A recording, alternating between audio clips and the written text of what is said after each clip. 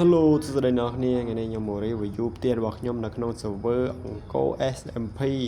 នេះគឺជា server កូនខ្មែរយើងទៀតហើយគេថា server នេះស្រួលលេងដែរវាអត់សូវយ៉ាប់ monster វាអត់សូវខ្លាំងទេណាហ្នឹងហើយតោះឥឡូវចង់ដឹងថាក្នុង server នេះខ្ញុំធ្វើបានអ្វីខ្លះតោះតាមមើលវីដេអូរបស់អ្នកគ្នា Let's go ជួននេះជាខ្លងទ្វារផ្ទះរបស់យើងនេះ LAN តា gaming ហ្នឹងហើយខាងនេះខាងនោះមានខាងនេះកន្លែងតងអង្គុយលេងណា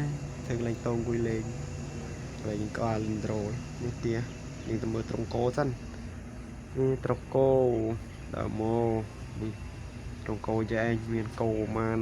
5 6 7 3ក្បាលមានតិចទេណាគ្នាឃើញច្រើនតែវា server ដឹងមិនសัตว์វានៅក្តុំគ្នាដឹងមិនទេ server រៀង lag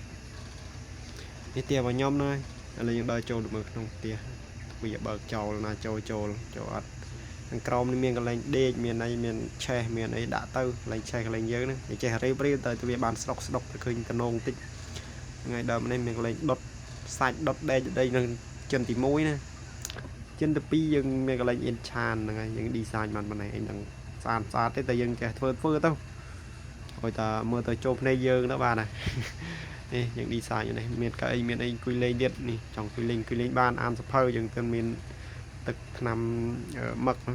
ហើយនៅខាងលើនេះកន្លែងយើងលក់របស់ shop មានលក់សភៅលក់ស៊ូវិខែនអីទៅហើយនឹងលក់ក្របស្រូវណានេះលក់ stone នេះ stone ល្អមានលក់កន្លែងអាប់យើងអាប់នេះដរ៉ៃចូល item យើងណាមានលក់សាច់ទៅ5ខ្ញុំលក់តែ5លក់តែមកខអញទេអត់លក់ថ្លៃលក់ធូថោកធូលក់ធូថោកឯណាទៀតអូខេឥឡូវផ្ទះរបស់យើងមានតែប៉ុណ្្នឹងឯងអូខេបាយអ្នកគ្នាយោឈប់យើងមកអង្គុយលេងតងសិនបញ្ចប់ទៅដោយការអង្គុយនៅលើតងយ៉ាងស្រស់ប្រំប្រៃអូខេ goodbye អ្នកគ្នា